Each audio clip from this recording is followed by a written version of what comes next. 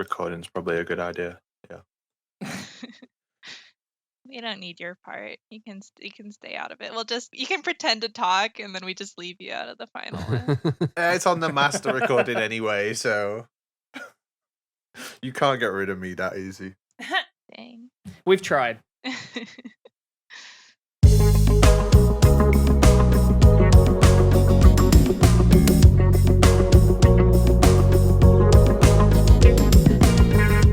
Hey, I'm Fingers. Yo, it's ApacheSmash. Hey everyone, this is Days Ahead. And I'm Nitroid. You're listening to the Kojima Frequency.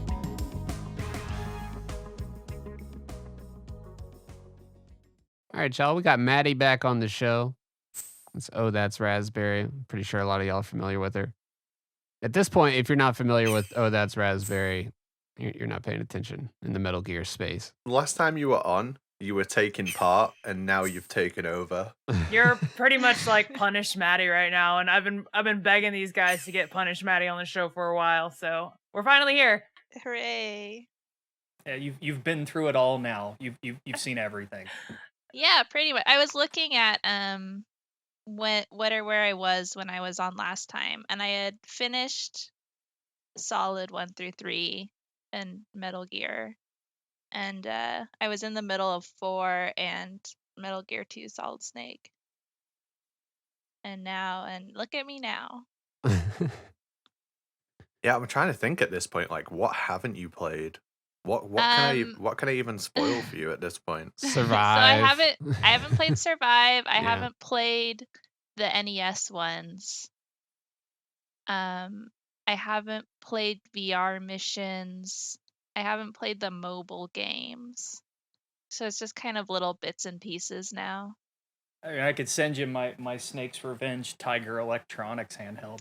Yeah, my dad says he has one of these somewhere. I don't know if it survived like years of storage and moving, but he said he was like, oh yeah, I had that thing, and he was like, oh, I remembered. It would go, you got keycard 1. That's hilarious. Yeah, it talks to you. That was like when I started getting into Metal Gear, that was like what he messaged me. He's like, oh yeah, I had this. I'm like, cool, Dad.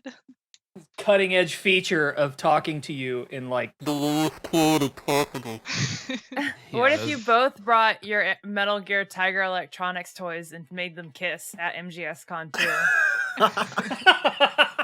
The only time to have been in one space. Yeah, that's right, because you're going to be at MGSCon this year, right? Yeah, I should be, unless I don't, something happens. But I have a hotel. I don't have a flight. So that's a bit of an issue. But I know the feeling. I also have a I'm hotel. not used to buying flights so far out. I usually Same. buy them like a month before. Oh yeah, you and Apache are good friends. You should buy them a day before, because sometimes you get one that no one else is on. You get a whole plane to yourself. Yeah. You get to go hell, in man? You get a ride in the cockpit like a little 5-year-old. Dude, Hey, you got the pilot to take a fucking picture of you. Fucking hysterical. You ever been in a cockpit before, Apache? Yeah, of course. I went in the. I sat in the front of that. I'm getting off topic anyway. It wasn't the pilot who took the picture. It was my chief of staff on the plane. I had 4 members of staff, the attendants, and when we landed, the pilot did let me sit in the front. So That's amazing. I am that guy.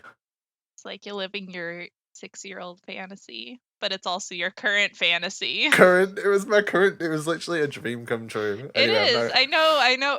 You're a little plane boy. So I'm Yeah, glad planes mean a lot to Apache, for sure. If anyone got to do that, you're the one who deserves it. Thanks. It was. That's probably the only way you're ever going to get to do it, too, because of how strict they are with security these days. Like, unless nobody else is on the plane, they're not going to let you in.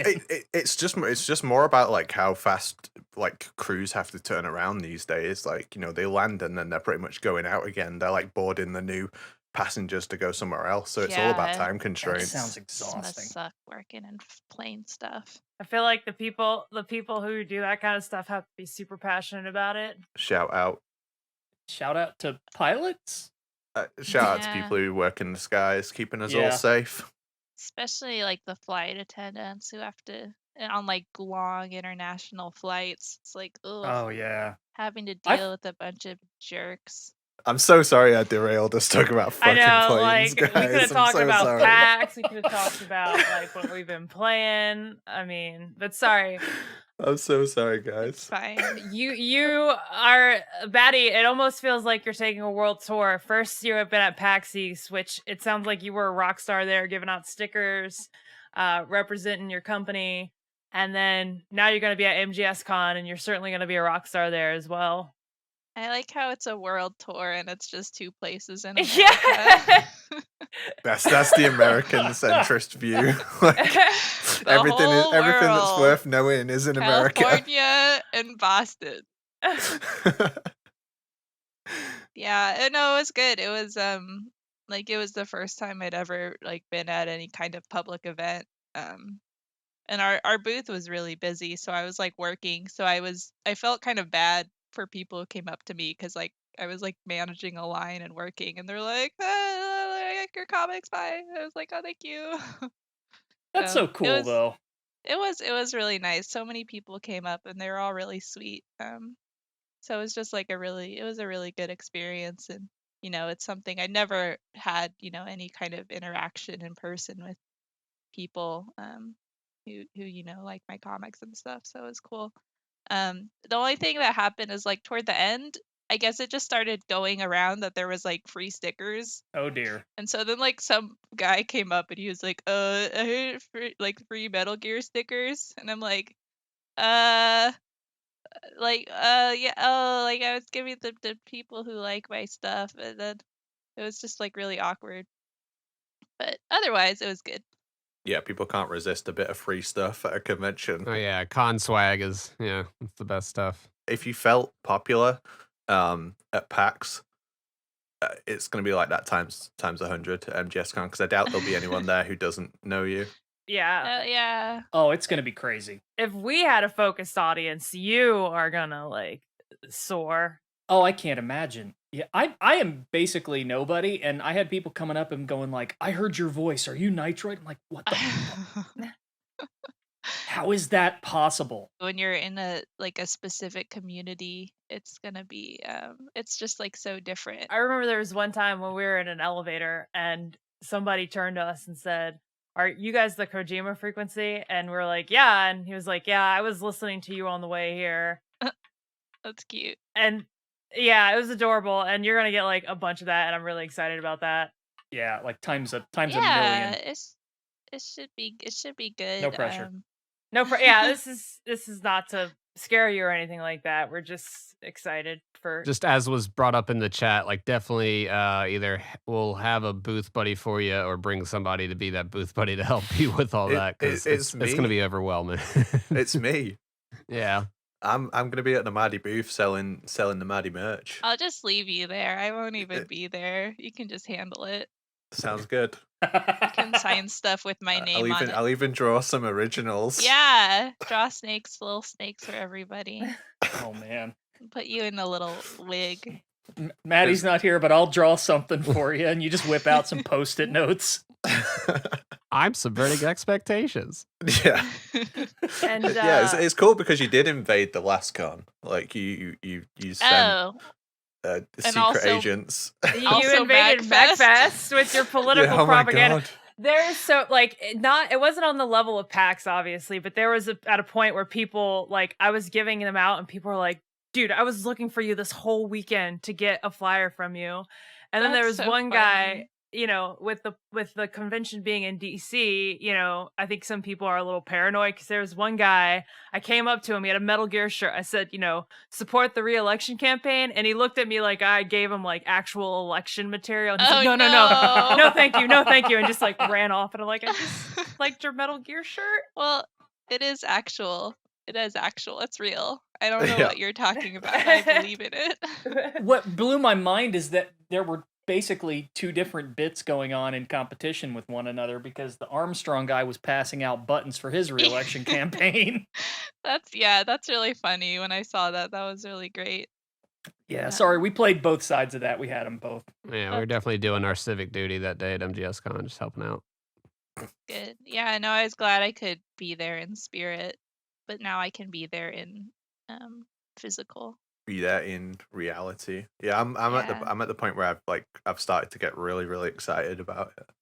Yeah, it's just like I don't know. It's like one of those things that I can't really fathom. So I'm kind of like I don't even know what to expect or how to prepare. There was a certain quality about it last time where we kept talking to each other and being like, is this real? Like, I can't believe this has Yeah. actually happened. Yeah, well, it's also my birthday the day before, so we're gonna have to do something. Yes, And absolutely. Yeah, we're all getting in a few days early for sure. Get really exhausted, so we're all just a complete mess at MGSCon. I mean, I don't think we can do worse than last year. I think we were awake till like 4 a.m. the night before. I was looking up the restaurants at Long Beach. Like, is there a Carl's Jr. near? What can we get DoorDash? Like, I'm ready. It's a much nicer area. There's I was telling Apache there's this aquarium there if anybody wants to look at fish. And there's like this whole like restaurant area around there too, in like walking distance. Because I went to the aquarium last time I was in that area, and then we ate barbecue, which is a good day. I'm trying to find your tier list of Metal Gear. Didn't you do one after you played 5? Oh, I didn't know you made a tier list. I'm actually really curious. I did one. Well, I did like a fake one because I don't like doing tier lists. I think it was. I think I did one after Ground Zeroes, maybe, or maybe it was. No, I did one. Yeah, I think I was in the middle of 5. I don't know if I can find it. Let me see if I can find it. Oh yeah, I found it.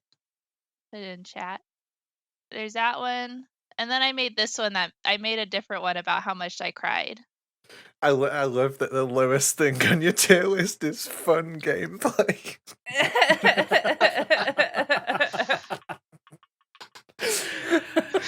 You're just like, I don't want any drama. I don't want any drama. Don't at me. I'm not good at Oh, well, this was before I played Acid 2. Acid 2 made me really mad, which was funny because everyone was like, "Oh, it's better than the first one." And the gameplay is definitely better. It was for like the first half, and then I hit a boss and I don't think I've ever been that mad at a game except for the first Kingdom Hearts, which I rage quit on stream. But I managed to finish Acid 2, so it's one step above the first Kingdom Hearts. That's a good quote. That is a solid quote.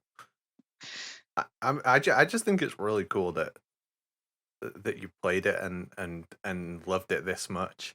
And my favorite quote is after you finish 5, where you said, "If I'd have played this first, I don't think I would have got into Metal Gear." Like, holy shit, that's the most politically correct way of saying that you didn't enjoy it. I just think it that's like the best way to kind of, because I feel like I don't want to be too mean because I did enjoy playing it, but I think part of it is I enjoyed it on a different level than I enjoy Metal Gear games. Yeah, it's like as a video game, it's fine. As a Metal Gear, it's kind of like, well, that's not checking all the boxes that I really need there. And it's kind of doing some different things here, but yeah. And because it's like I just like I worry that I'm too harsh when I was having a good time playing it, and I don't want to be like, oh, I hate it. And there's also, even like in the story, there's some ideas that I think are interesting. There's some of the cutscenes I think were really, cool and things like that. But yeah, it's just like it didn't resonate with me the way Metal Gear games do. Yeah, that game is not the way in; it's the way out. But then I had people like commenting. They're like, "Well, it was my first Metal game, and I became a fan." And I'm like, "Okay, you're not me. That's good for you." Yeah, dude, it is insane. Like the MGS5 only people, the way they defend that shit. It's I don't know. I feel like the fan base of people who are really into it are, I don't know. It's like you have like kind of the army man people, but you also have a lot of like when I look at like the fan art, I think it's a lot of like younger people like more in their like early 20s that really got attached to it. Maybe just because it was the only one available, but Maddie, I don't know if you've realized this or not by now, but this community is really fucking weird. it's really like diverse in a way. Like there's kind of like Mhm. lots of separate communities that have very different opinions. Yeah, it's all across the board for sure. Yeah. There's so much fan art of like that people who love like V and Cause and MGS5 Ocelot, and like there's a really strong community for that. And it's interesting that you say that, because when I think back on MGS5, I don't particularly think about like the game itself as much as I think of like the fandom and the fanfare around it, both the good and the Yeah. bad. And yeah, there's so much great cause fan art, including your own. So Yeah, I definitely think he was more interesting. I think honestly, I think my biggest complaint about MGS5 is Ocelot. He is so Yes. boring. He is like, oh, howdy, Troy Baker. howdy, What? Happy howdy, birthday, Troy here's- Baker! it's not his fault. It's just like the Oh, yeah. content. It's like, hey, here's I- here's 47 tapes on the history of Afghanistan. I'm like, Les and thanks, Fence Ocelot. Terribles. Yeah. I do wonder like how he felt like going into it, thinking, oh man, I'm gonna be like the most interesting character in the series, you know, the betrayer, the Yeah, eternal right. betrayer. It like sucks because honestly, Ocelot is like the main character of Metal Gear. He's the one who's in all the games doing stuff, Yeah. and to make him, for some reason, between being a little baby meow meow and becoming a crazy old man, he was just like a boring cowboy. And I'm like, why? Like, what? How did that happen? So it was just disappointing. His greatest role. Oh my fucking god, that's so funny. Do you think Kojima like had just played like The Last of Us and he was like, I want you to do this guy for Ocelot, and he's like, wait, what? I don't know his role in that, because now I've played Death Stranding too, so I know Troy Baker in that, but I don't have any idea who he is outside of his Kojima games. I know he's like big, but I guess it's for The Last of Us. Last of Us, and I would argue a lot of anime before then, but I think The Last of Us Okay. really put him on that like trajectory to mainstream. Okay. I could be wrong. Troy Baker fans can probably read me in the comments, but that's my experience. Speaking of Death Stranding, though, I've been loving the comics for Death Stranding as well, and you know, how is that experience like going from Metal Gear to Death Stranding? Because you know that's another situation where I feel like opinions can vary, and it can be completely different depending on, you know, how folks approach it. Yeah, so I actually just finished that like 2 days ago, I think. And it was honestly, going from 5 to Death Stranding was like, I immediately fell in love with Death Stranding, and I think because it felt just very positive, in contrast to 5's like very angry, sad, like serious, you know, oh, I don't know, I'm angry about everything kind of vibe. So it's just it was really uplifting, and I really love Death Stranding. But I ended up loving the gameplay a lot more than the story.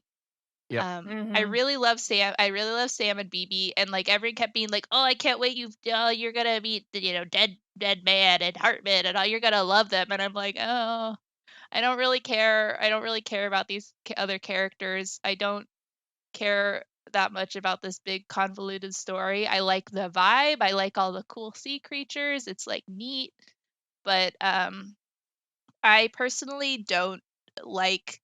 I don't think like this kind of open world, uh like what's the word I'm looking for, this kind of open storytelling. I don't think it works well with Kojima's convoluted plots. I think his stuff needs to be told in a linear fashion, because Yeah. it's so complex that if you're not giving the information one step at a time, you just kind of get lost. And people are like, oh, the story's really good if you read all the interviews and stuff, and I'm like, okay, I'm not gonna do that.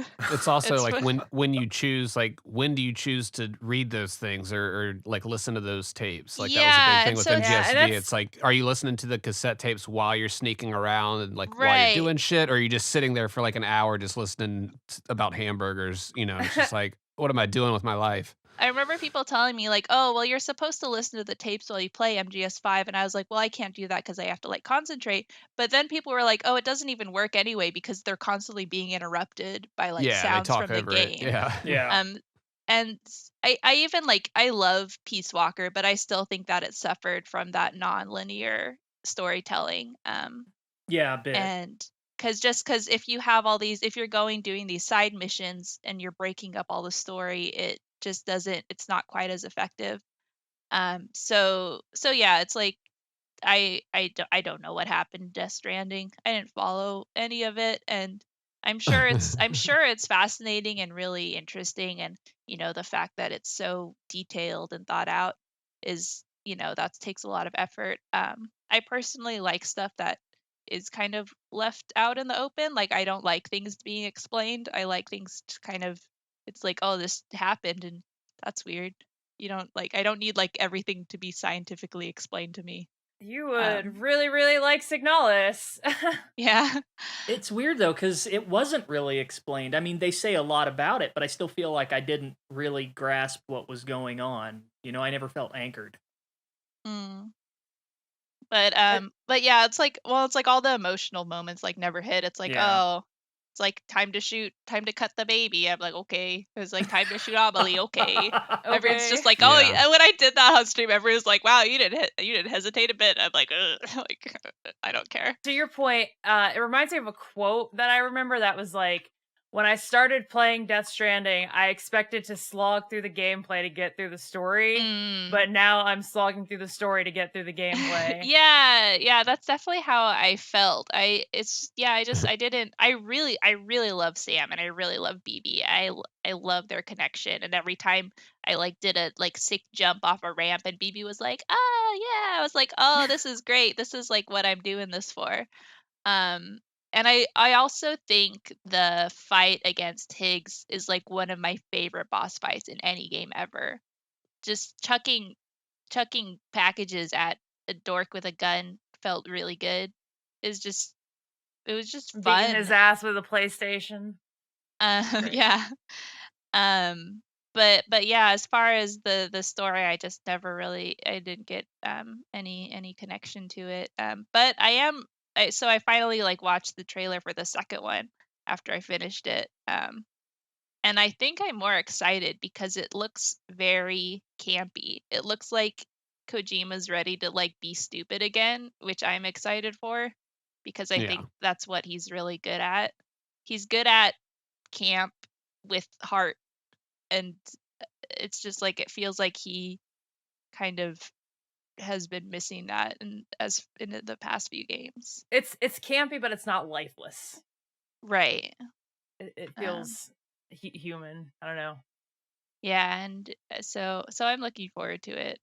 But yeah, I know I had a really good experience with Death Stranding. I think we're like all ready for Death Stranding 2. We were crazy hype after seeing the trailer, and you literally waited, right? You like avoided all the spoilers for it, and Yeah, just I waited mean, until you I finished ended it. up seeing some screenshots and stuff, but but like I never watched the whole thing, so it was fun to watch it.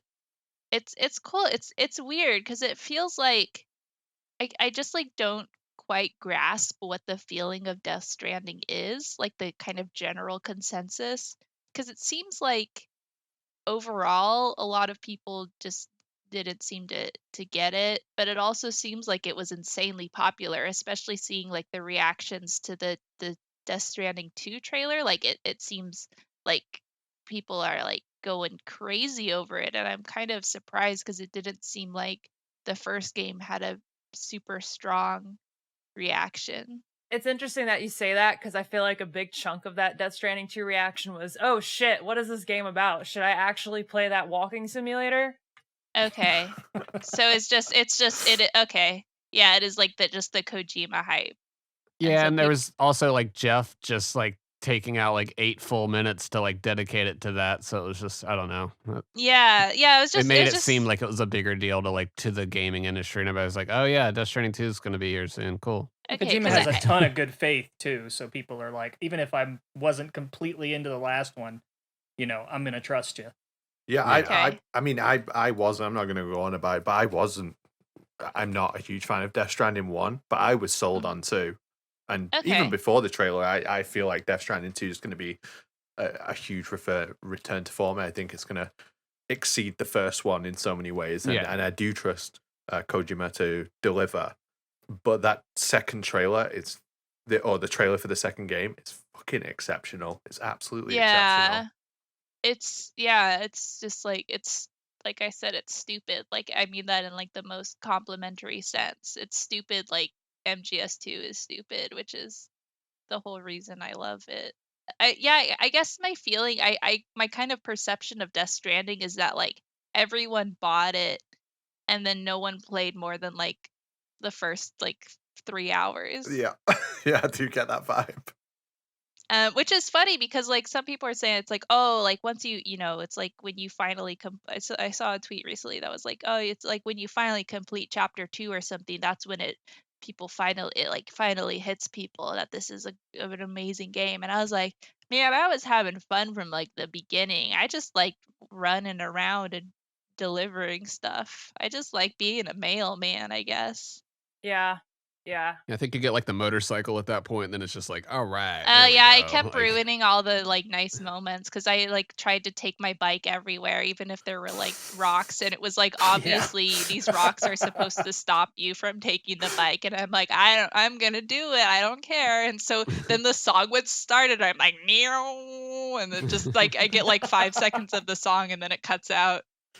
It's just like It's when we like- played Halo. You're not allowed to take your ghost, and we were just trying to fit it in anyway. But we were supposed to break the barrier. And then we were walking on this highway for like 15 minutes. Like I think we're supposed to have a vehicle. That was the best part. That was the really best part. funny. That was the worst Halo players ever. Day we finished it. We did. But yeah, no, I have good feelings about Death Stranding, and I'm looking forward to the second one. I think my only concern is something that like you brought up a few moments ago, which was I don't think Kojima. It'll be great. Don't get me wrong, it'll be exceptional. I don't think Kojima's stories are optimal in that open world setting.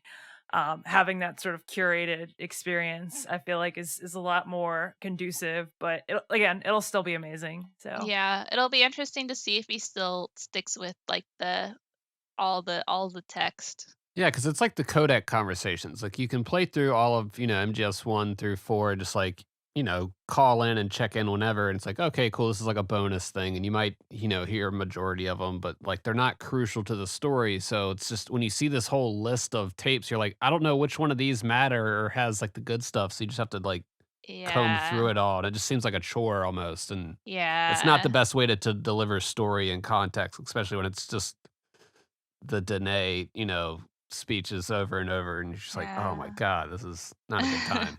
Oh It's just man. not fun, it's- Yeah, to bring it back to MGS 5 though, I'm gonna keep calling it 5 because I know it pisses people off because people can be like, oh, it's a V, and I'm like, I don't care. ma'am, it's the on this show we call it Cinco.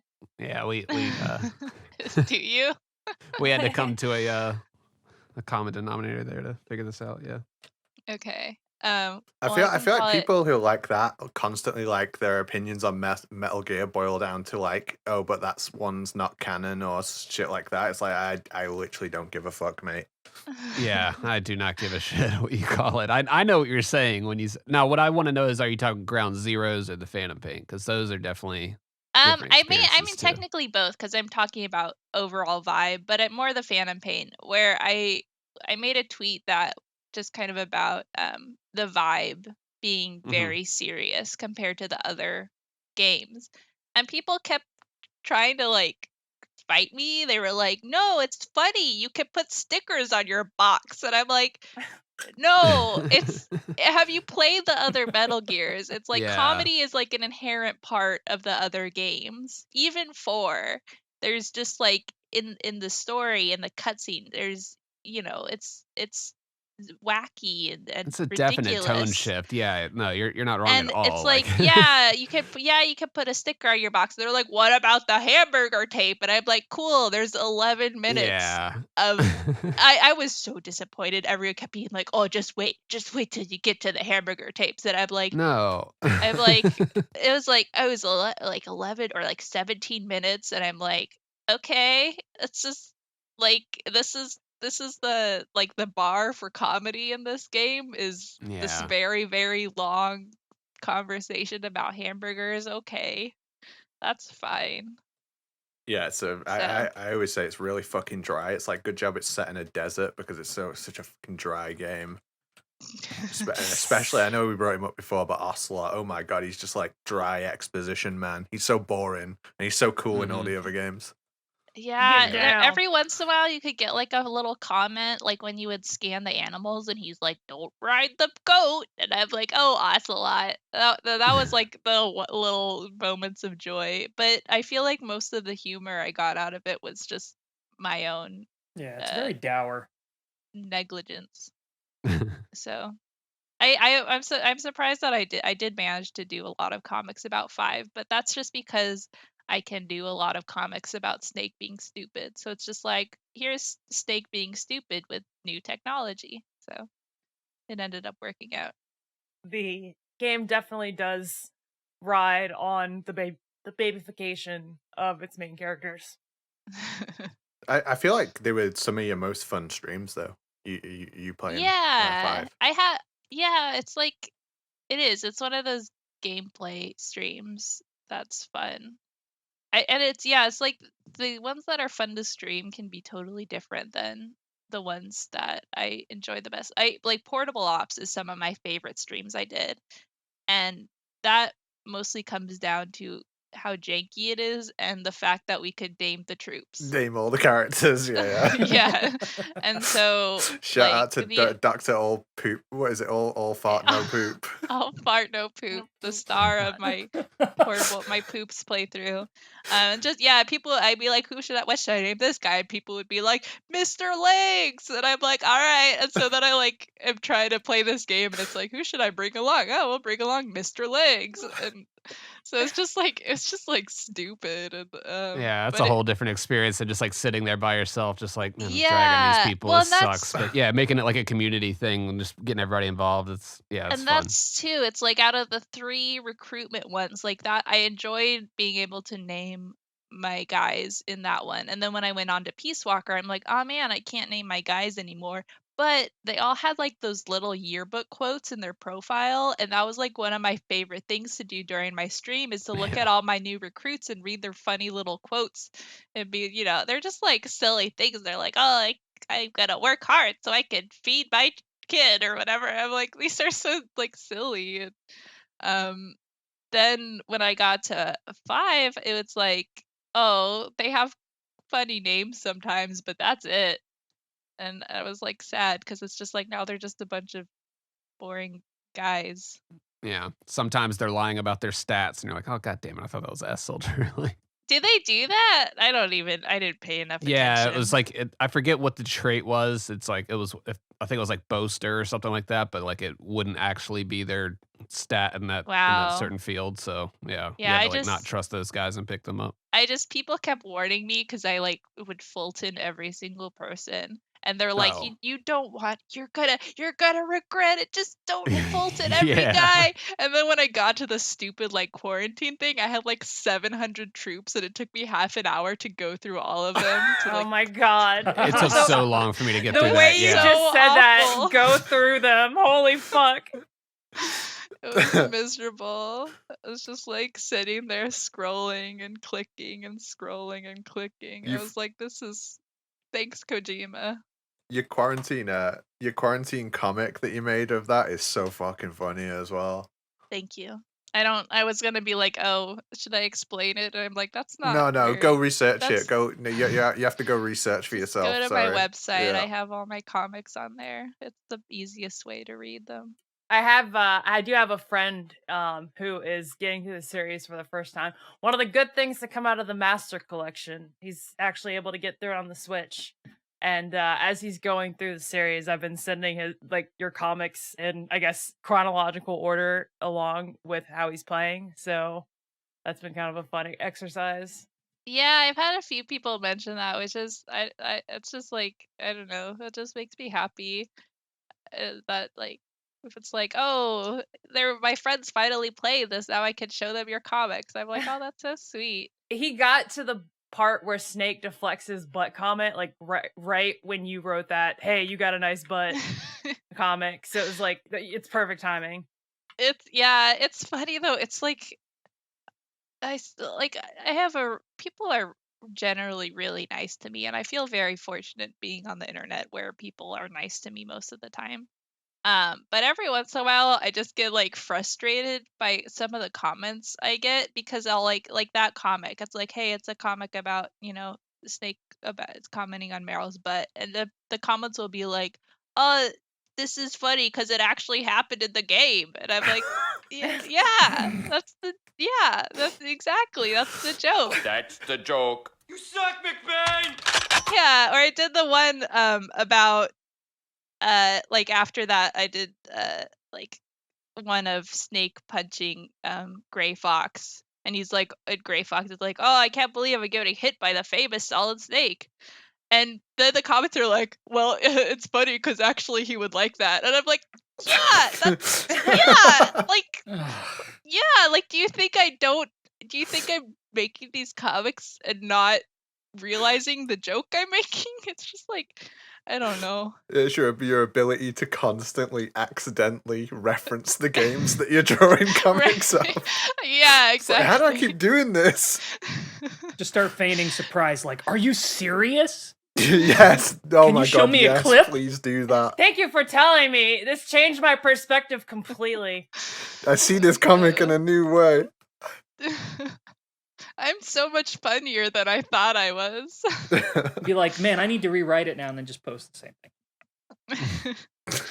But no, I feel very fortunate that I get so much positive response to my stuff. And then like when people dub my comics, it's really amazing because I don't do good voices, and I imagine everything in my comics as my own voice. Like, I can't imagine Snake's voice when I make comics. He just sounds like me.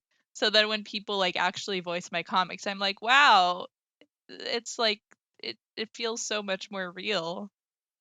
So it's I love that people do that. People are like, can I, like, they ask me permission. They're like, can I voice your comic? And I'm like, of course, do it. Yeah, it's so fucking cool. People sometimes do that for tweets as well. Like, people will like voice your tweet. I actually love Twitter. I know a lot of people hate Twitter, but I actually fucking love it. Oh man, I mean, just recently, this is like, where else am I gonna have this interaction? Is because like David Hayter has been playing MGS5, and he sent out this tweet that's like, what is this noise? And it's quiet humming. Yeah, and so Yeah. I gotta like tell him, and he's like, thank you. And I'm like, where else am I gonna tell David Hayter how to play MGS5 except on Twitter? He used your art as a profile picture, like that. If that is an indictment or a signification of your work, like I don't know what is. Yeah, Or your impact rather. he's the best. I've been usurped at this point by another artist, but it was nice to have that reign for a while. And then too, not long ago, he's just so good to the community, because I had sent out Yeah. a tweet about a line from the MGS4 novel, and I was just, I didn't tag him in it or anything. I was just like, oh, has anyone cameoed David Hayter to say this line yet? Because it's the one where he's like, Snake's like, I don't believe in God, Otacon, you're the only one to whom I can pray. And then he just responded, he's like, oh, I would have recorded this already, but I'm on vacation. And I'm like, okay, that's funny. And then like 3 days later, he sends me a DM, and he's like, hey, I recorded it. How do I send it to you? And I'm like, what? What do you mean you recorded it? I thought you were just being funny. I don't believe in God, Otacon. So you're the only one to whom I can pray. And so then I I put it up on YouTube and everything, and it's just like, I don't know. He's such a treasure. We're a Yeah. very, very fortunate fandom to have the voice of Snake just like hanging out and Yeah, he's great. just really just living the Snake life. Didn't he just voice the sauna fight with Robin just for fun that one time too? I know that's on YouTube. They like did the whole English one, right? Yeah. I'm trying to think of other opinions I have to make people angry, possibly. Go for it. This is your soapbox for the evening, or I guess the morning for you. I don't know. People seem to be all right with me general, but that's because I don't like to piss people off. I'm not Apache. I don't like to cause mischief. The one time I did, I like severely regretted it. One time I made like a poll. I was like, who would win in a fight, Solid Snake or Big Boss? And then I got mad at everyone for saying Big Boss. I'm like, did you even play the games?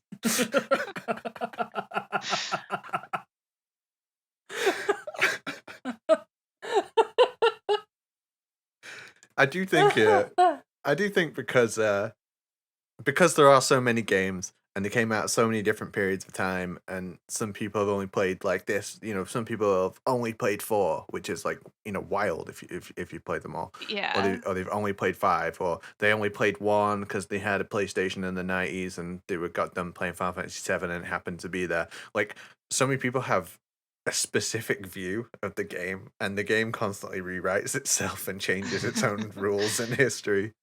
Yeah, Each one's its own world. It's so weird, but that's kind of what's great about it. it's interesting to like when I talk to people and when I find out like what was their first game, and some of them will say 4. I've met people who it's like, oh, my first game was Portable Ops, and I'm like, what? Like, what a strange place to start. I was fortunate coming in so late that I could just kind of play them in the best order. I had oh man, I'm so glad. When I started, I was like, oh, like when I first started playing, I'm like, which Metal Gear should I play? Where should I start?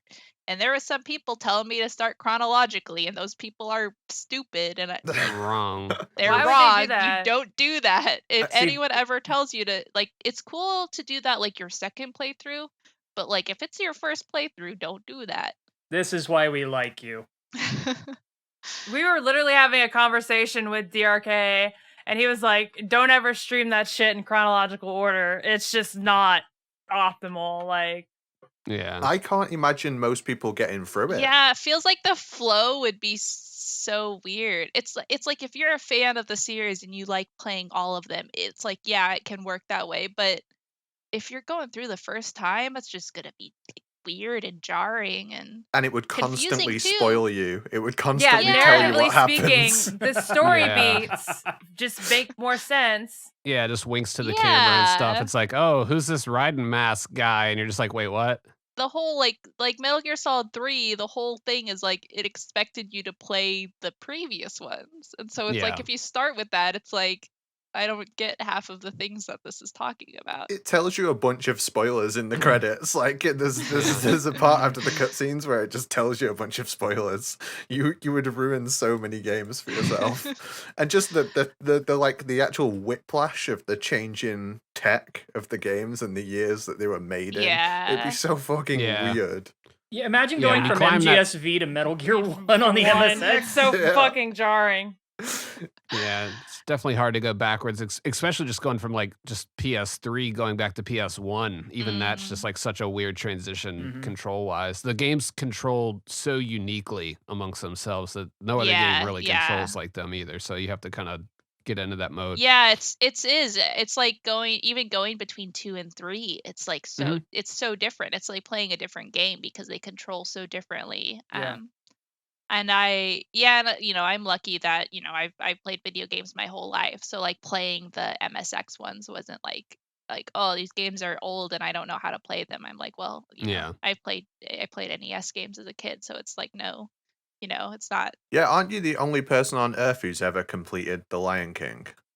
It's true. Lion King on Super Nintendo, the only person who has ever finished the hardest game ever created. Ever made, yeah. Yeah, everyone else gives up at level 2. Fucking giraffes and monkeys. I did replay that part recently, and I was getting hung up on that one part, and I was just like, huh, yeah, I guess. But like, I remember being a kid flying through that game. You know, it was like we had like determination and time as kids, Yeah. and that's just something we don't. You know, And not a lot of money, so you had to beat what you Yeah. had. I still have the muscle memory.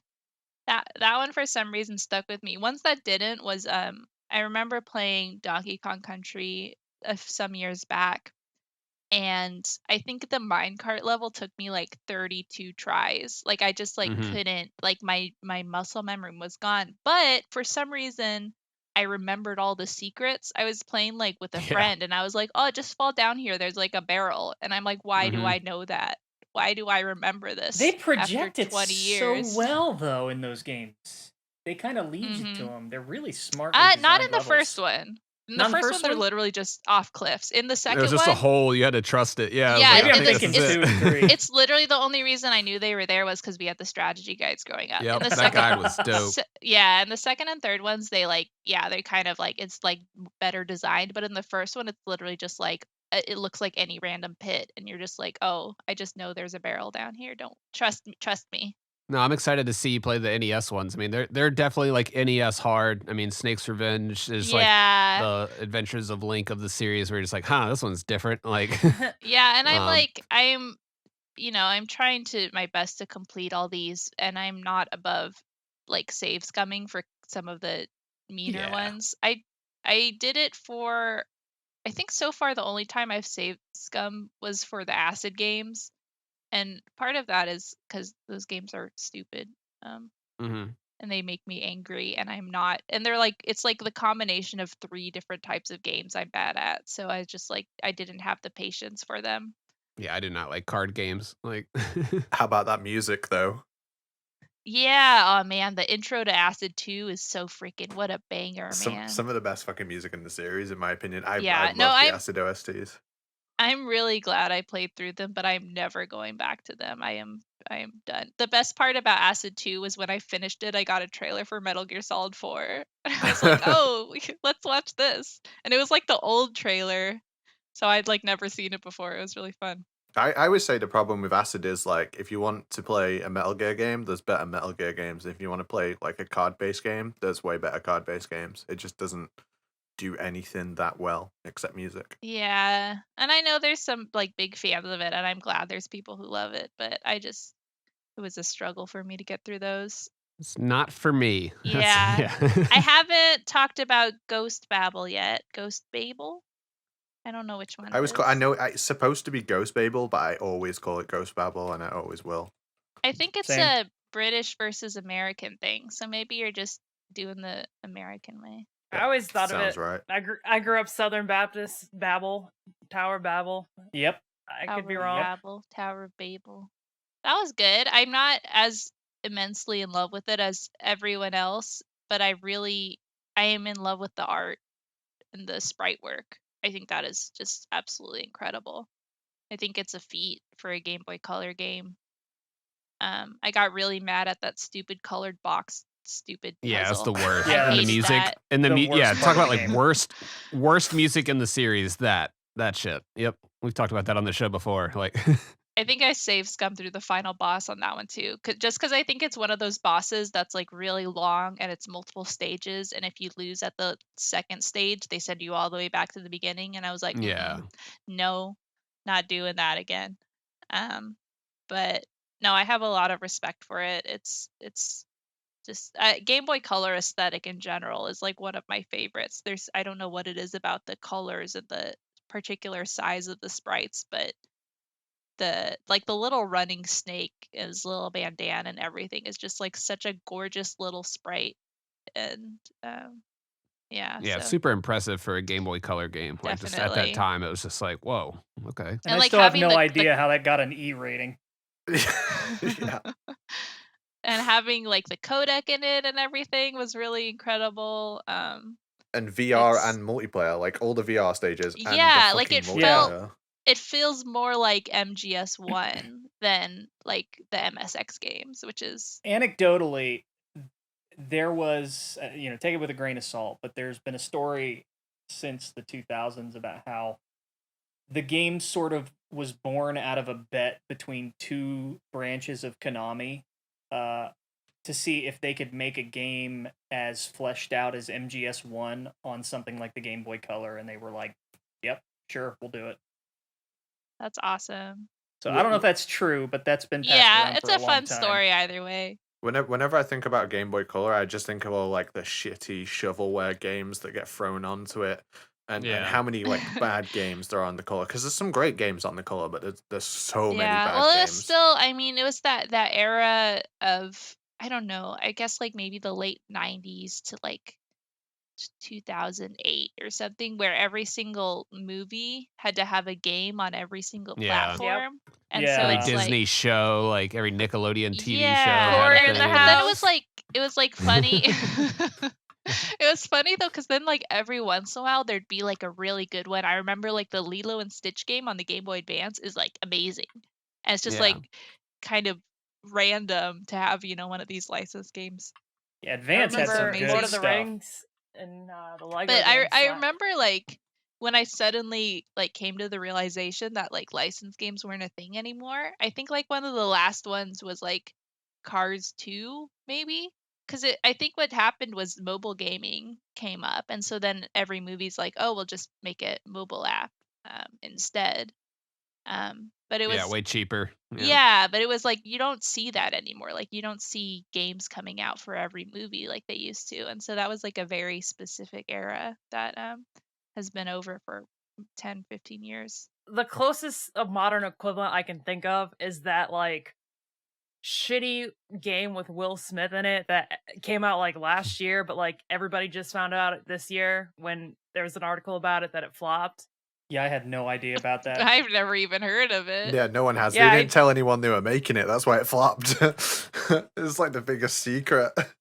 He didn't even voice Will Smith. Didn't even voice Will Smith. But I'll send you some deets later. Wow. One thing I do like when I think about the Game Boy Color, I think about when you plug in a Game Boy game, just a native Game Boy game, and Nintendo, please put this in the Nintendo Switch Online service. When the thing starts up, when the Game Boy Color starts up, you can press a directional key and or a button, and it changes that color palette. Oh, like- right, it oh, does. yeah. Mhm. Yeah, that was, and I mean, I also have a lot of experience playing on like the Super Game Boy when I was a kid. Hell yeah. When you had all the different palettes you could go through, and most of them were like awful. Like you're like, I Yeah. can't even play the game. I can't see anything in this. And you could do like custom palettes, I think. You Well, could they just, like, had 'cause- they had the DX games where they were like normal. They weren't Game Boy Color games, but they were like Game Boy games that were built or coded to take advantage of the Super Game Boy. So they had like their own pre-built palette. yeah, in like there. Donkey Kong 94. Yeah, I or think like had that. It Link's had like Awakening. a special. Yeah, it had like a special border. Oh yeah, the borders. I forgot about those. Yeah, like some of the games, if you put them in the Super Game Boy, you got like a special border. What a fun time. Yeah, I remember playing that Donkey Kong game on that Game Boy game on SNES. Yep. That Man, game's that was a good game too. That is a fantastic game, and I get mad because every time I talk about, I'm like, I love Donkey Kong 94, and everyone's, do you mean Donkey Kong 64? And I'm like, no, no. No, I don't think anybody genuinely likes that game. Yeah, looking back on that game, especially these days with like just hindsight, it's like, man, yeah, that was just a big old collectathon with huge levels and pain in the ass. Like, it was just not a great time. That's- And you had to have the expansion pack to even play it. Like, Yeah, for some reason, I had a Nintendo 64, but it's like we had a really small library. I mean, the 64 had a small library in general, mhm. but even though I'm like kind of young, because the Super Nintendo came out when I was a baby when the Super Nintendo came out, but we had that, and we had like a NES plugged in the whole time, so I ended up getting that experience from both of them. But I have a lot more nostalgia for those than I do for the 64, just because I don't know, we just didn't have that many games. I was afraid of Ocarina of Time, so I didn't really get into that. Though Paper Mario is one of my favorite games of all time. So And yeah, you love the Mario RPG, right? Isn't it also Nitroid's one of Nitroid's favorite Yes, games as well? that is like I would say Top that's 5, yeah. probably my favorite game of all time. It is. Oh yeah. It was the game I would say I know more intimately than any other game. And so when the remake came out, or I was like everything I was noticing, I was like, oh, did they keep in like the bellboy mini game if you don't have enough money to stay at the hotel? And did they keep the thing where you stand on the little kid's head and he runs around and you fall off? Um, and that's a really fantastic remake. That is one where I feel comfortable recommending people to play the remake if they've never played it before. Well, I mean, unless you like emulation, you pretty much can't play the original. It's like $500 or something to buy It's it. Yeah, it was on it was on the Super Nintendo Mini. Yeah. And it was And on it was the Wii on the Virtual Console, Wii. yeah. But they Yeah. didn't put it on the Switch, and I guess because they Yeah. didn't want to undercut the remake. But That's what it seems to be, because that was kind of confusing, because it was like the games that were on the Super Nintendo Mini that they didn't put on Switch Online. It was like, why haven't you put this here? This has just become retro. This has just become old people talk about their memories of games. And planes. Hour and planes. Apache, did they give you the little wings pin when you went in? No, I wish. Oh, that's disappointing. Nitroid, can you recommend the Super Mario RPG remake? Why did you ask me that question? Why did you do that? Because we have to listen to it. So does Maddie. I don't. Oh no. I think it's mostly okay. That's more than I thought you'd think of it. My honestly. biggest complaint was they changed the sound effect for the Snapdragon, Yeah, I didn't like that either. because that was like my favorite enemy sound effect. I will shorten it to a sentence. It is not as crunchy as the original. Yes, Overall. that's a good way to put it, which can be a positive or negative thing depending on the Yeah. person who's playing it. That is my review of the remake. The timing of like the animations and like how they were executed and how you did the timed hits and stuff wasn't nearly as like much of a feedback system as like that original Right, game, so. everything's like smoothed over. Why are you goading me? No. I'm just saying, you know. No, it yeah, was that's like it, That basically, crunch was there with the timing and stuff before, and you felt that impact. Whereas this one, you were like just kind of hitting it at the time that you learned eventually, and it wasn't as intuitive. So. The Parametric Pulta made a little edited animation of the newer animations, but with the frame cuts to add in the snappiness, and I was like, that's it. That's it. That was exactly what it needed. Yeah. Make the whole game this way now, please. Yes. Yeah. Fewer frames. That's what Yeah. it needs. Yeah, sometimes it's just stuff gets a little too smooth. Yeah. Yeah, it's just one of those like animation jerk and pull things where you're like trying to get the in-between frames. It's like when people like upscale animation to like 60 frames per second. Yeah. They're like, look, it looks or whatever so the fuck. good, and it's like, no, like a it soap doesn't. It opera. looks all blobby. But more is awful. better. Didn't you know? Right? More frames. More Yeah. frames. More frames. I more also graphic. I also really missed the Bruce Lee joke. Yeah, there were a few jokes they had to cut. I miss Neo Squid. Rip Neo Squid. Yeah. Didn't they change underwear for weed? I can't remember what it was. Like instead of stealing her underwear, you steal a weed, and then you get a mushroom. Those are mushrooms What are or you whatever. playing? No, when you we were laughing at something because I think they left it the same when you raid Peach's stuff. Oh, it just says like her question mark. It's like Yeah. found Peaches question mark. And then Toad's like, don't steal her underwear. Have some drugs instead, and gives you mushrooms. Crazy That's game. exactly what Oh happened. yeah, that was fucking your game. that was I your love the joke. 90s. That was That's your what that read. was. Yeah. Crazy fucking game. Are you man. you're just like changing? That's like when people comment, they're like, "Oh, like your comics have influenced my perception of Metal Gear, so I forget like what happened in the real game now." Dude, it's They sort just- of like how DBZ Abridged changed I people's was perception of just Dragon thinking Ball that. Z. Yeah. It's like how Wes changed how I see Rising. Like Rising Yeah. is just totally different to me now. I see it all through the lens of her voice acting now. That's so funny. Yeah. So sorry if I've ruined people's experience. It's an enhancement. Yeah, Maybe. I'll never get over like just because you know, a lot of us had this experience years ago, and we got certain things out of the game, and I always worried that people wouldn't see it through that lens playing it now. So your comics like affirmed that people still do, and that was the coolest thing to me. It blew my mind how quickly you caught on to Snake being kind of stupid. You know? That might just be my inherent love of stupid men. It's just easier to make jokes when a man is stupid. But he is though. That's why it's like I've mentioned before, I think like Peace Walker is one of my favorites to make comics for, because it's basically like causes the straight man to Big Boss's idiocy. That game And is so anime. all my comics are just like cause suffering because Big Boss is an idiot. So those are really fun. I go back to Peace Walker comics a lot, and I just like can't stop making comics about Metal Gear Solid 2, but that's just because it's my favorite. I'm just thinking of the pretzel. That's so fucking funny.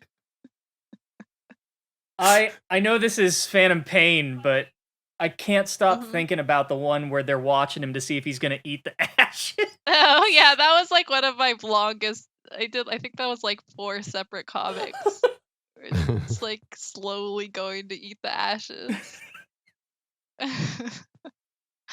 It's like so many of my ideas just come from because it's like what I have experienced, and that's what it looked like he was gonna do, and he does put it to his mouth. He was thinking about it.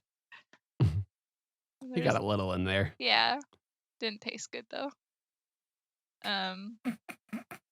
Yeah, but yeah, it's like I find myself going back and drawing MGS2 comics all the time, and that's just because I love the dynamic of the characters. Like just Raiden and Snake is just like they're it's just like, yeah, anytime there's just kind of a conflicting personality duo, it's always fun to play with. Yeah, Pliskin and Raiden together is it's like comedy gold there. Yeah, and then just having Otacon off to the side. This is a question I have because I was thinking about this. Is Snake the only person that calls him Otacon? Because Raiden does, but that's only because Snake introduces him as Otacon. Meryl calls him Otakon once. Because I feel like most people are like, oh, the scientist or doctor. Like in 4, everyone calls him like Dr. Emmerich or whatever. Yeah. And I was thinking, because in like, you know, in like the shipping community, everyone's always like, oh, they call each other Hal and Dave. But I'm like, I think Otacon is more of a pet name than Hal, because everybody else calls him Hal, and Snake is the only one who just like he's like, hi, my name's Otacon, it stands for Otaku Convention, and Snake's like, okay, I'll call you that for the rest of your life. Yeah, no, I think you're 100% right. I feel like in 4, because there's like that scene where Otacon's talking to Naomi, and he's like, oh yeah, like Snake calls me that, but like nobody else does. And she's like, oh, like, that's I used to cool. be anime otaku. Why would you admit that? The only time I really see like Hal be mentioned is like when Huey is also in the same sentence or like being discussed. That's when people start like throwing in Hal and stuff, kind of. So I don't know. Yeah. Yeah, it's why you gotta be careful when you pick your gamer tag, because I'm calling you that forever. So if you're called like XXX Weed Lord Devil Jin or something, like you're getting called that in full every time I see you. Yeah, it is. That is how it works. I definitely associate people with their usernames a lot more than I do like actual names. Choose wisely. There's enough people. I mean, names are like normal. There's, 8 million people named John. So it's like, I'm not going to call you John if you have some name that's more interesting. Get ready for that at MGSCon. A bunch of people will come up to you like, hi, I'm Joe. John. And you're just like, wait, who are you like online? Oh yeah, like show me Yeah. your little avatar, please, because I don't know who you are. And it's like, that's another thing, is like, I don't remember a lot of usernames even. I remember avatars. So if you show me your little picture, I'm like, yeah, that guy. Yeah, I'm the same. I wish there was like when I'm trying to find like a tweet by someone, I wish there was a search function where I can just describe their avatar and then it'll take me to their Right? account because I I can't have that, remember all and these it's like, names. yeah, well, it's even sometimes it's people I've been following for years, or Yeah. sometimes people who are like actual like friends of mine, and I'm like, I don't remember their name. I remember their little picture. Yeah. That's it. You can identify Apache by the Carl's Jr. T-shirt. Yeah. Which I do have. Thanks, Days. That was I do what was actually it? Yeah, own When that. you, best Christmas when you, gift. when you went for MagFest, and I was like, you were like, oh, you like, guess what T-shirt I have? And I was like, Dr. Pepper's, Carl's Jr., oh, Big Bang Theory, and then you sent me a picture with all three of those. God, can we design a combo T-shirt now? Let's get Oh all my three of God. us. I was what I want to make a matching T-shirt with Apache, because I have like the Uniqlo T-shirt that just says Big Boss on it, and I want to make one for Apache that says Big Bang Theory, and I want us to wear them together. Yeah, no, 100%. We have to do. Is it the one that have to do points that. down? It's just not. with the No, down that's an arrow? edit. That's an edit. okay. It just says Big Boss. We need to make Someone that put- actual shirt though, with the arrow. Yeah, we just draw an Before arrow on it. MGSCon. Yeah. We can all wear those. That'll be our group cosplay. Kojima in that one edited picture. I'm so excited. I can't wait for MGSCON. It's gonna be so fun. Oh man, it's gonna be so fun. I am excited and slightly afraid. You're gonna do great. I promise you. Thank you. It's gonna be a good time, and you're gonna be like, I thought I was immune to con depression, but MGSCon showed me I'm not, because it's that good. And if Yeah. it ever Wow. gets too much, just pretend you're on the phone. Is it at work? I It used to, does. whenever I was on airplanes, I'd like we're back on planes. I just wanted to bring it back to planes. Yep. No, it's like I'll have headphones in and I'll have people like talk to me, and I'm like, what? Like, this is like universal sign for don't talk to me. Why are you talking to me? I think Yeah. the best thing I can say about MGSCon is like the one thing I remember about it most of all is that I didn't have a single like negative interaction or experience with anyone. It was all just like really, really positive, and I hope it's the just- same, and I think it will be again. Oh, I just think about you saying how handsome Bad Humans was. Oh my god. I can't wait to meet Bad Humans and be like, it's handsome Bad Humans. Listen, everyone said that. No one knew what you looked like. Everyone said that. Yep. That was truly the biggest shock. Shockingly handsome. We all had the Squidward, oh no, he's hot moment. I was gonna say I just said it the most. I was looking at pictures of the hotel, and I happened to see where the pool was, and I was like picturing how we're gonna take over the pool again, because that memory just suddenly came swarming back to me once I got the hotel booked. And it was kind of like an incredible moment. Like, the normies were freaking out. Well, they weren't freaking out, but you could clearly tell like they knew something was off. Yeah, I remember their stories because everyone was like in military gear too, so like they were like really afraid. Cause like normally it's like I've definitely experienced when you're at like a normal con and it's all these cosplayers walk around and all the normies are like, what's happening? But when it's like a bunch of guys in military gear, it's like alt-right Yeah. like convention, like what's happening? They had signs for all the employees in the background with like pictures of like Tortilla Senpai and shit in cosplay, being like, be on the lookout for people in military gear. They're not, actually taking over. It's just- They're actually like- very homosexual. Why are so many of them missing a right eye? Eye patch convention. If anyone has that picture of the warning sign have about it. like, please send me that because I I totally have it. forgot that exists. It's so funny. That's great. That's so funny. Yeah, Well- I don't know. I don't know like what percentage of the hotel is like reserved for MGSCon attendees, but I think it's sold out for. All I know is it's the whole hotel is Yeah. sold yeah, out. I know right it's now, sold so- out, but I am like I don't know like Yeah. how much of that was for MGSCon and how much of it is normal people who are going to have a very interesting day. Yeah. Yeah, I think it'll just be weird for people who are normal attendee of the hotel, but I don't think it'll be like a bad experience to be there with all the Metal Gear fans. Yeah, most of the internet weirdness is like left at the door. You know, it's like a lot of these people are just act kind of normal once they get there in person. Yeah. so it's Yeah, funny. I remember being that. So I was kind of worried at when I was gonna be at PAX because I was there because we were promoting the remaster of Shadows of the Damned, which is like it's like a sexy game and it's like dick jokes and that kind of thing. I love Shadows of the Darned.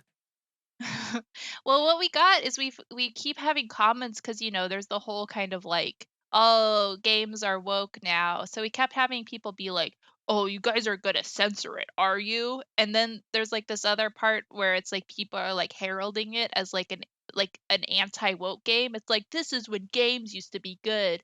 And I'm like, oh, these people, no, please. And like, I'm just like, please don't come up to me. Please don't be here. You guys are weird. But then I was talking to my PR guy for a company. I'm so sorry you have to be in the middle of that.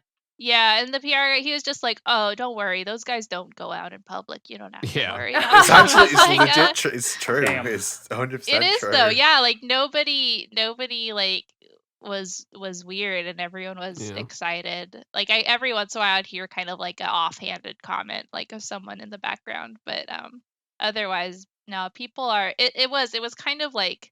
Because I don't like I work from home, so I don't go go in public a lot, and I'm I live in Japan, so it's very different. But being in a con space was honestly really nice because it's just like, oh, people are pretty all right for the most part. Yeah. Once they get off the internet and they're in public, it's like, oh, if if all these weirdos could just like get off their computer and like talk to people, everything would be so much better. Because when people are in public, they're pretty chill for the most part. Yeah. You'll see some cringe shit. Yeah, I'm going. Yeah. Yeah, it makes everything seem crazier than it actually is.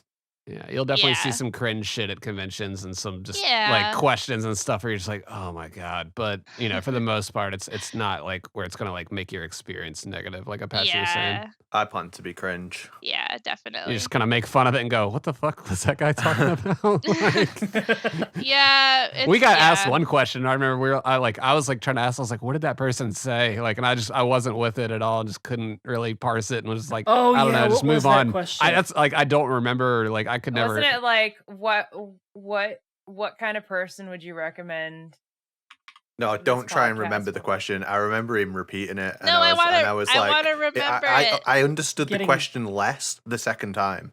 Yeah, and I was just like, I don't know how to answer that, man. And like, we just rolled with, you just gotta kind of be like, all right, cool. Well, all right, that's all the time we got. Like, Yeah, just laugh and pretend that it was a joke and hope you're right.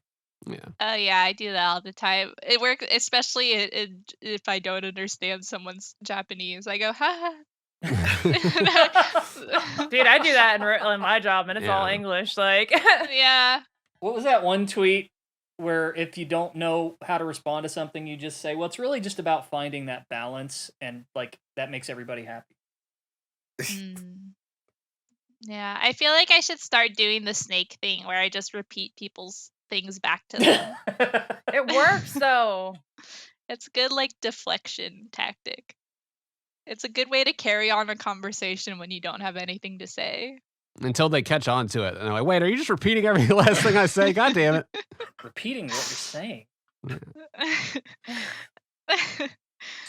Yeah, Just be ready to run. so funny. I know we're like we got a lot of runtime here, so I just want to note something that I just want to get this out of the way. Like, we have a lot of very important birthdays for this week. We had Troy Baker's.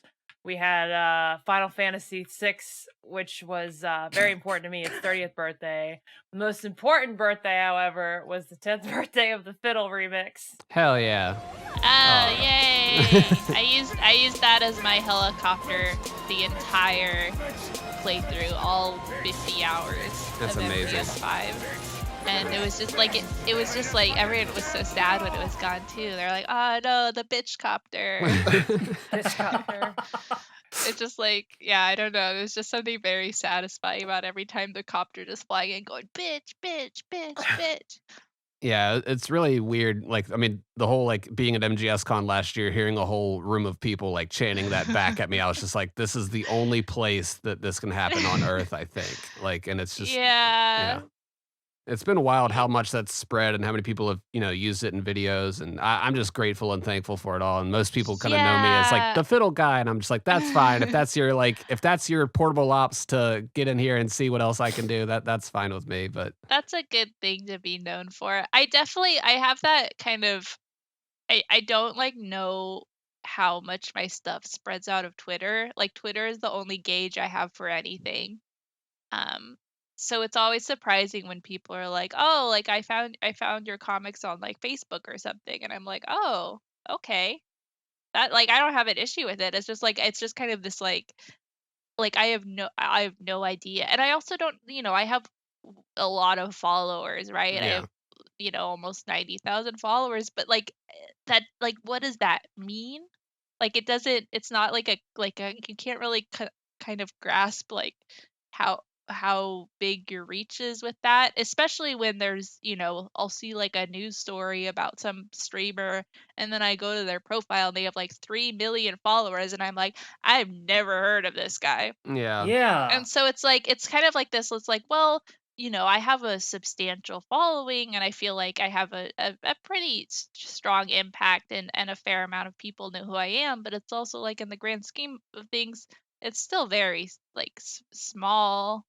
And so it's kind of like gauging your level of recognition is kind of strange. Yeah, it's all relative. I mean, you can, yeah, like you said, you can just look up some random streamer and he's got this huge community that everybody's like, oh, you don't know this guy? And you're like, I have never heard of this. But I mean, just like other Yeah. people are like, Metal Gear, what's that? It's just, we've all got our own little bubbles. And, Yeah. It's I'm happy to be in this one for sure. It's been awesome being, yeah. because I've been involved doing the admin for the Solid Snake page too for like the past 10 years. So I've just seen we've got like 109,000 people on there right now. So that's just been like a huge like input of like, here's what all the fans are thinking and seeing all the different opinions and all the different leanings that people and the readings that people take from these games. It's like, wow, this is Yeah, and I was talking about this too with my friend who's a big VTuber. I don't understand VTubers like formerly known as Pomu Rainpuff. I don't know how to like refer to her now, but she was big in like as a Metal Gear fan and people know her as a Metal Gear fan, but it's also like her area of the fandom is like completely separate almost Mhm. because it's like the VTuber part of the fandom and they have like their own bubble yeah. of Metal Gear fans. And so it is like even though there is a broader Metal Gear community, there's still like divisions in it that almost don't interact at all. And Mhm. there's people who just love the games as well and don't interact Yeah, online right. at all. That's probably They don't know anything. that's like the biggest portion of the fan base Sure. as well, which Yeah. is Sure, crazy. definitely. Yeah, like okay, this is shameless plug. I started streaming Metal Gear, and I used to get very anxious about streaming Metal Gear because, like Maddie, I'm kind of concerned, that there's going to be people who get a little weird. But what I've found, and this is once again DRK was hinting that this is right. What I found is like, a lot of people are pretty isolated. They just want to watch somebody play Metal Gear. Like they didn't even know, some people in my chat, they didn't even know that, if you beat MGS1 with the Otacon and the Meryl save, you get Snake in a tuxedo. So, it lends itself to a lot of surprise, but I feel like a lot of opportunity as well, for all of us as, I guess, hashtag content creators.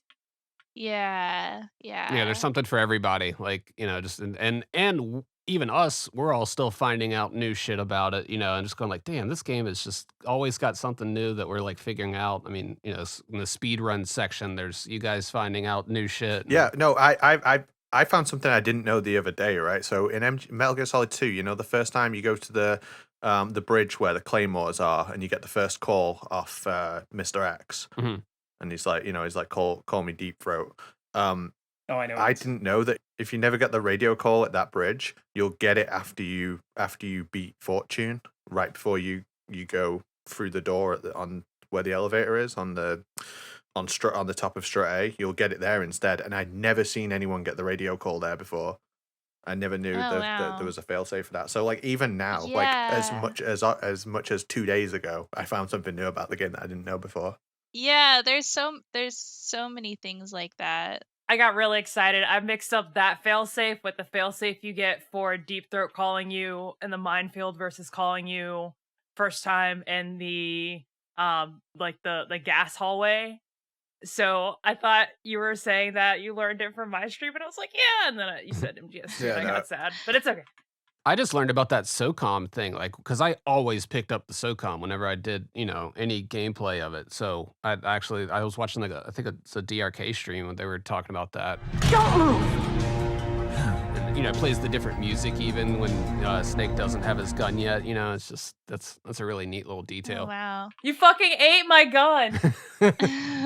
You can get the SOCOM in 4 different places. Yeah, they definitely try to give it to you too, but at that point, if you still don't have it, they're like, There's even calls like hinting where it'll be and stuff like that, and there's like an extra Yeah. door open that's not open later if you don't have the right card. Yeah, there's loads of cool stuff like that. Wow, guys, I just Yeah, realized that Metal I- Gear are actually they're really cool games. I've Wow. just realized that. Amazing. I'll just have to take your word for it. You've just got the best ones left. You got NES, Snake's Revenge, and Survive, and then you can say you I am played all of honestly them. really excited for Survive, especially because people are so salty Hell about it, and yes. they keep being like, "Oh, Yes. Maddie, don't yes. Survive," I and I'm think- like, "Whatever, I'm gonna have fun. No, Screw you." Fuck yeah. I think and if you need co-op, like we need to get her Yeah, I co-op was party gonna going. say Like co-op. I Awesome. think if like the way I've seen your 5 streams go and the way I've seen your Death Stranding streams, I think you're gonna have so much fun with Survive. I think you're really gonna enjoy it. I feel like most of the people that hate it didn't even play it. I feel like it's just like it's like cool to hate it, so they're just like, It is. "Ugh." It I'm is. like, okay. I almost fell into that too, but no. I'm like a Survive truther. Did I mention it's already the Resident Evil 3 remake birthday? Speaking of everybody's favorite. But no, I'm excited. Survive is a great game. Don't judge it for the story or single player at all. Just like go in there and like feel that gameplay and what they were trying to like accomplish with like tower defense and like like the horde just coming at you and you just trying to throw down whatever you can to stop it. It's like that's the good shit with friends. That's my. I mean, going into every single game has always been like Yeah. I'm gonna enjoy this as much as I can. I try not to go in with a lot of preconceptions and things. Yeah. The donkey video and the like yawn coverage on that video did like so much damage to that game, like roll out that everybody's just like, oh, you just punched through the the hole with the fence with the stick and the spear. It's like that's the whole game. It's like all these guys just played the demo thing at whatever gaming thing had it that year and probably didn't finish it. We got into it about that. Like it just got dishonest. It's not perfect, but No. but it's still a good time. Yeah. Especially the co-op mode is a lot of fun if you've got got a good team Yeah. going there. Even like the waiting lobby, like when you are just in the lobby, like fucking around, like waiting for stuff to start, like that's a good, it's just that Fox engine was great. And then it's like that plus Yeah. melee, plus more control of your character, less gun focused. And you're like, okay. That's cool. Honestly, the game's biggest sin was bad timing. Mm-hmm. Yeah, it's right. It's like right after when everyone's really salty about everything. Yep. It It's was honestly sort of a magnet for that ire. it's kind of interesting because like I'm kind of sad that I didn't get to experience like the hype build up before every game and all the trailers and all that. But it's also kind of nice that I got to experience everything in kind of a vacuum where it's like I'm not influenced by the kind of community and like the timing and everything, and I can just play all the games and kind of appreciate them for what they were outside of everything else. Mm-hmm. That's definitely the best way. I mean, because it's just people just love to just hop on stuff and shit on it for like one little thing, and just hold it for that, and then that becomes the news story of the week. Now we're talking about Dragon's Dogma because of microtrade, and it covers like the whole game in just one little small issue. And for Survive, it was like, hey, it's got like an extra save slot. If you want to start another character, you got to spend this like currency that you can get in the game by playing for a little bit. And then it's just the non-issue. that everybody blew out of Mhm. the water, and it just caused so much negative press for the game and energy around it that nobody even like gave it a shot. And I hated that.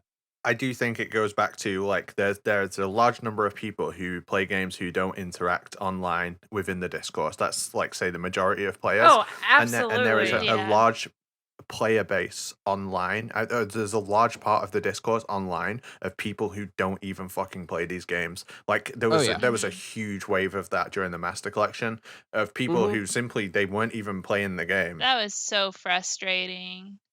That was really frustrating because it especially because it detracted from the actual issues Yeah. that needed to be fixed, Agreed. where people were just Yeah. like, nah, it's shit.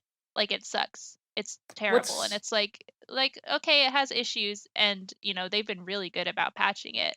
And it's just like Yeah, it's they're doing a great job with like continued support of it, and they're still rolling. They just rolled out a patch today. I didn't even see what the patch notes actually were, but it's it's a fail for people to be nuanced. It's so frustrating. yeah. Speaking of patch notes, I noticed people are still interacting with Nitroid's April Fool's page. Wavebird, finally. Are they? Yeah, I see people liking they it. I'm like, still- guys, I hope you saw the date. I had to mute that. Dude, yeah, if you don't see like Wavebird support and that doesn't, yeah, people are so dumb, man. I'm like not smart enough to know, like I didn't get it with the first two, but then I saw the Wavebird and I was like, oh, I get it. It's a joke. I had a lot of people calling it Metal Gear Solid Kiwami Edition, and I have not played Kiwami 2, so I don't get that joke. But then you had the people saying, "Oh well, yes, this is actually what I was looking for. This color swap or like this color grading looks actually better. I wish they would do it like this." And it's like, No, no, No, it doesn't. I know, that's what I'm saying. It looked fucking awful. You know, it's weird though. You talked about playing these games sort of in a vacuum where you weren't, part of the hype train or the marketing or anything. It's weird because some of the parts of these games acknowledge that. And if you weren't there, the jokes don't make sense. It's very bizarre. Can you like, can you think of an example? Yeah. So the easiest to grasp one is probably the Rykov mask at the beginning of MGS3. Because that was and how they're like, Snake's like, this isn't right. Yeah, you that's know? funny though, because that is actually one of the few things that I did experience. Like I remember seeing that trailer Yeah. around when it came out, even though I didn't know anything about Metal Gear. I was like, this is a funny trailer. And I was aware of like the Raiden discourse when Metal Gear Solid 2 came out. I was like aware of people making fun of him. I was like a subscriber to EGM and everything. So I like got like those little bits and pieces, but yeah, Yeah. otherwise it's like I didn't see any of the trailers for 4 or sorry, for 5 or like that whole thing, because I know that was a whole big thing where it was like, oh, it's yeah. a different game, and no, just kidding, it's Snake or whatever. So Right. And yeah, the trailers definitely leaned into it the hardest. With MGS2, they actually when they show clips that are like superimposing Snake into situations where Raiden was there and they're, kind of explaining that. Those were from the trailers that they showed where everybody got mad at the bait and switching that they did. oh, okay, I see. So it's like Kangaroo Jack.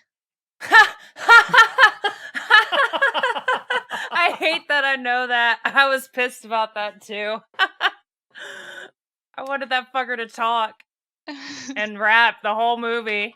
4 did it too a little bit with talk about like FPS games and like they were like directly responding to like the glut of that sort of like military shooter at the time, and just like bunches of little Wait, things you like just that. made me think of MGS3's random beef with Grand Theft Auto. Like, what the fuck was that about? Right, yeah. Wait, what happened? Oh yeah. What was that? The very first public trailer for MGS3 had a bit at the end where they basically make fun of Grand Theft Auto and say that like this isn't Vice City, why, like, because Snake tries to like take a guy's bike by holding him at gunpoint. It's a scene that's like not even in the game. It's like made for the trailer, and the guy's like, what is this? Another Grand Theft Auto? This isn't Vice City. We're in the jungle. And then he says like, go eat snakes, and then rides off, and then the next shot is Snake eating a snake. I think Okay. it's because of the start. It's like the it's start really of weird. Vice City is like he goes, nice bike. Yeah, it's weird. But like Kojima has always sort of had this thing with Grand Theft Auto and how big of a deal that was, and how it was a brand new type of game, because like GTA 3 kind of changed the landscape of games and sort of Sure. like cemented open world, and so he's always been that's why he's leaning into open world so hard, is because ever since 'Cause that No, remember when he happened, had that breakdown about Yeah. Grand Theft Auto 5? I was about to say, was it 4 or 5? Yeah, 4 or 5. He like broke him like during Yeah, the yeah, development exactly. Of the Phantom He's- Pain, I think, right? he's Yeah. been chasing this since MGS3. That's when I knew something was wrong. It's because Is that why Yeah. you can? Is that why you can steal cars in Death Stranding? Because that was a surprise. Probably. Because I just was like there was like this mule driving a truck, and I'm like, I'm gonna steal his truck, and there was like a button prompt for like steal the truck, and I like pulled him out and punched him and stole his truck, and I was like, wow, I did not think I was gonna be able to do that. Yeah. Yeah. I think That's I pretty much think it. like people are constantly just, I mean, between 2, starting after 2, people have been like, oh, this game would be so much better if it was open world. This series should be open world. And like, I mean, to me, it's like it shouldn't have been. Yeah. It's just I guess that's just like the gaming trend, and I don't. Yeah. Those people should stop talking. That's one of the reasons I liked playing through the Metal Gear games, is because so many of them are like a 10 to 20 hour experience, and it's just like it's doable, right, to play all the games, because people Mhm. really want me to get into Yakuza, and Oh, I'm like, God. I'm sure I Oh, would God. enjoy these games, but this is like 10 over 100-hour games. Yeah, they're so long. and Yeah. there's already a really powerful Yakuza community. Like, they don't need me. Metal Gear was like kind of sleepy when I came on, so it was like fun to be making content for it. But Yakuza is very popular, and there's tons of people making comics for it, so it's like, it's fine. You don't need me.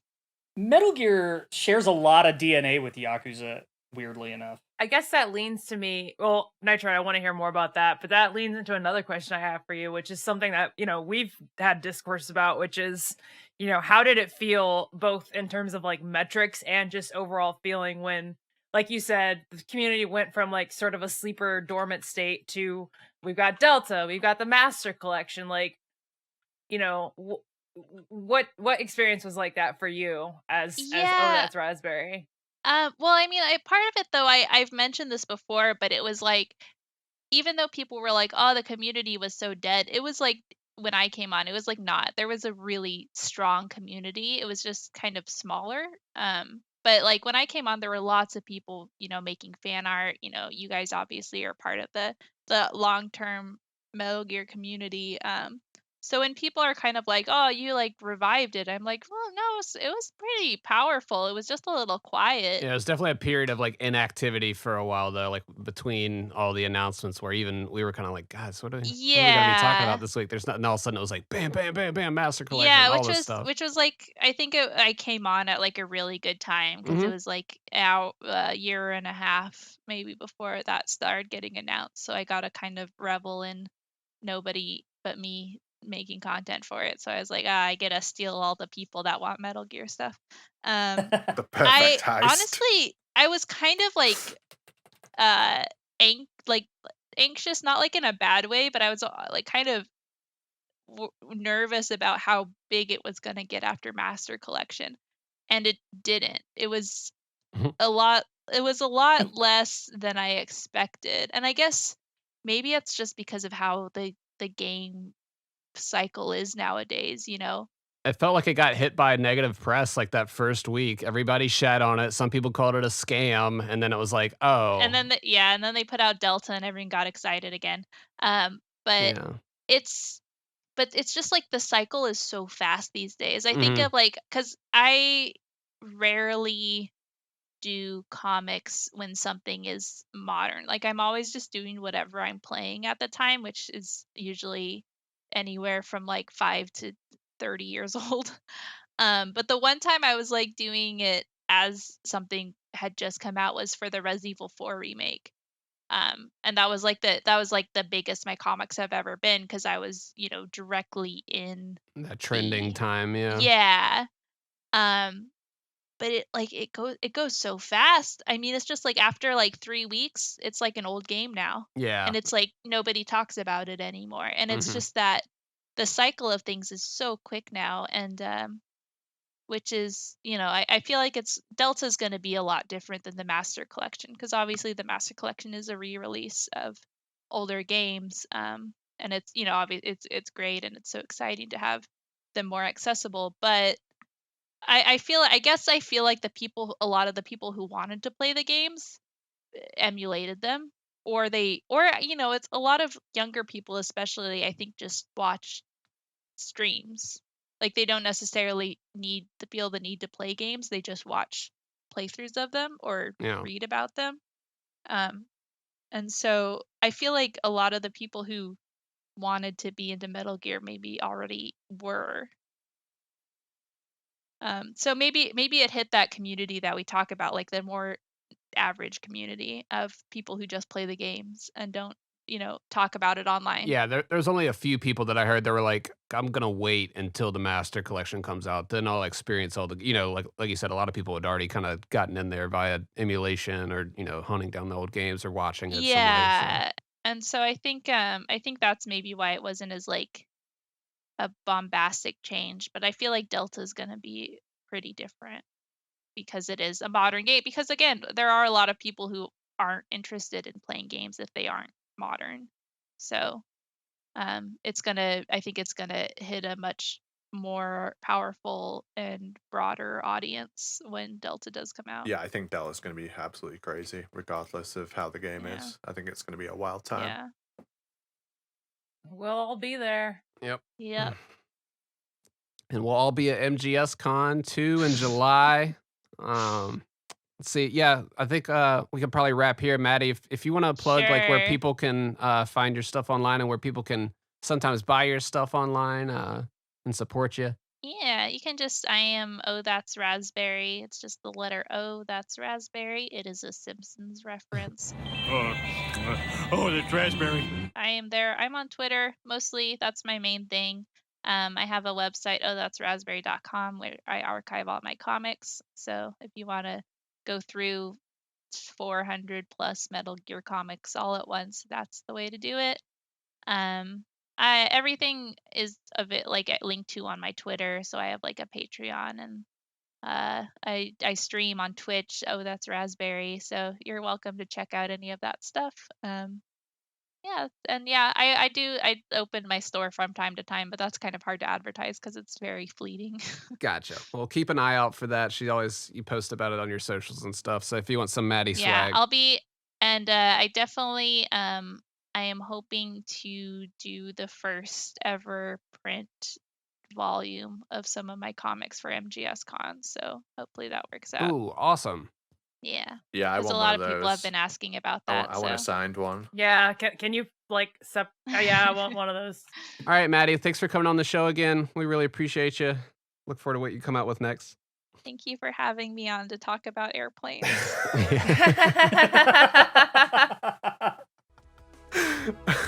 Talk about trains That's it. next That's the time. finale.